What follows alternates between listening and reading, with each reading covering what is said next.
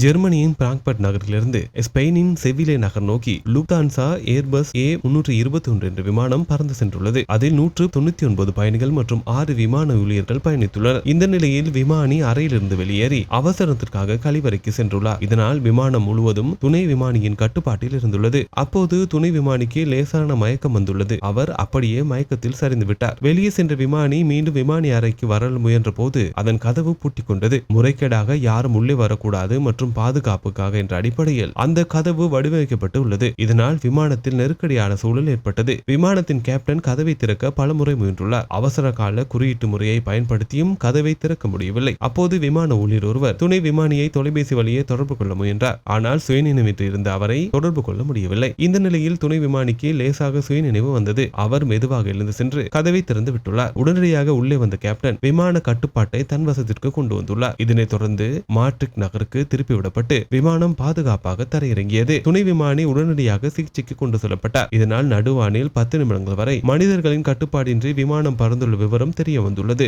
இந்த பதற்றம் நிறைந்த சூழலில் விமானம் ஆட்டோ பைலட் எனப்படும் முறையில் இயங்கியுள்ளது. இதனால் தான் விமானம் சீராக பறந்திருக்கிறது. ஆட்டோ பைலட் முறையில் சீரான விமான இயக்கம் இருந்த போதும் விமானி அறையின் கதவு பூட்டிக் கொண்ட சம்பவம் பாதுகாப்புக்காக என எடுத்துக்கொண்டாலும் அவசர காலத்தில் அது பயனற்ற ஒன்றாகிவிட்டது. எனினும் துணை விமானி சுயநினைவை அடைந்ததும் நிலைமை கட்டுப்பாட்டுக்குள் கொண்டு வரப்பட்டது. விமானத்தின் உள்ளே இருந்த பயணிகள் அனைவரும் பாதுகாப்பாக தரையிறங்கினர். பேரிடர் ஏற்படாமல் தவிர்க்கப்பட்டுள்ளது. உலக நடப்புகளை உடனுக்குடன் அறிந்திட News 21 தமிழோடு இணைந்திருங்கள்.